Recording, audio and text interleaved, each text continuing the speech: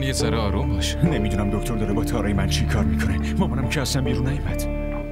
بیا خانم دکتر، همه چی خوبه؟ بله همه چی خوبه. حتی یه خبر خوب دارم. ایشون بار دارن مادر میشن. واقعا؟ در 3 ماه اولشه و بدنش خیلی ضعیفه. واسه همین باید یه خورده بیشتر مراقبش باشی. و اما چند تا دارو داره که من براش مینویسم. این داروها رو سر وقت بهش بدین. خیلی ممنونم. تبریک میگم. من که باورم نمیشه. خدا توی 1 سال دعاهای ما رو شنید. خدایا هزاران هزار بار شکرت. خدا دخترم رو از چشم حسودا دور نگه داره. بگیر دخترم، به یه فقیری بده. و آرمان، عروسمو ببر اتاقش یه خورده استراحت کنه. دکتر گفته بدنش ضعیفه و خیلی باید مراقبش باشیم. مامان شما نگران نباشین، من متخصص این کارم. دیوونه. و فرهان، یه گوسفند بیار قربونی کنیم. میخوام به همه نذری بدم. چشم مامان.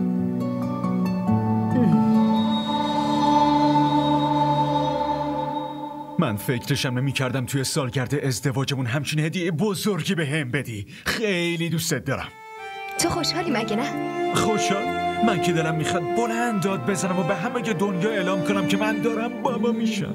آرمان، وقتی بچت به دنیا اومد اینقدر داد میزنه و تو کاملا باورت میشه که باباش شدی.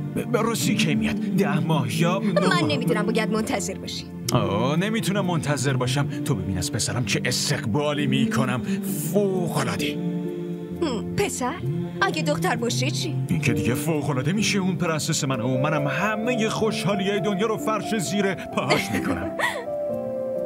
تارا جونم، الان باید خیلی مراقب باشی. نباید تکون بخوری و تا 9 ماه همینجا باید استراحت کنی. من مراقب خودم هستم، تو نه خیر، هر چی خاصی خوردنی نوشیدنی من با دسته خودم بهت میدم و اینجا همه نعمتای دنیا برات حاضر میشه. باشه. تکون نخوری. باشه.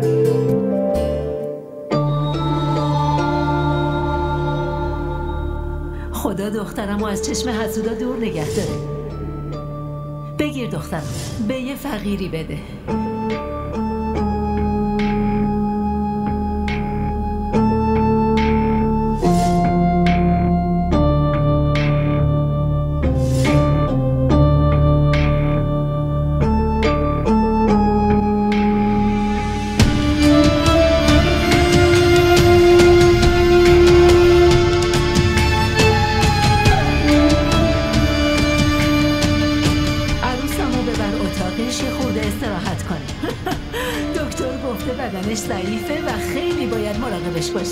مامان شما نگران نباشین، من متخصص این کارم.